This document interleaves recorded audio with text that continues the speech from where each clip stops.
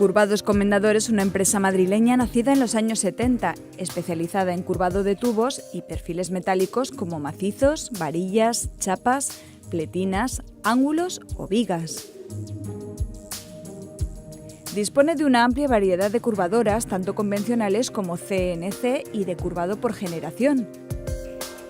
También emplea punzonadoras, cizallas, plegadoras o prensas y hasta 5 cilindros para cubrir un amplio rango en el curvado de chapa. Curvados Comendador trabaja para muy diversos sectores: la industria petroquímica, aeronáutica, naval, ferroviaria y energética, elaborando curvas en carriles, cerchas, vigas para tanques, depósitos, puentes y cúpulas.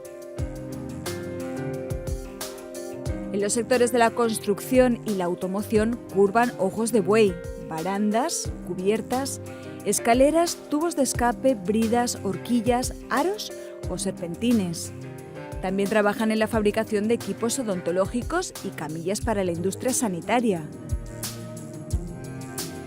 Curvados Comendador ha estado presente en Metal Madrid 2016, donde ha mostrado su amplia gama de productos que también incluye mobiliario urbano o incluso piezas para decoración de interior. Curvados Comendador.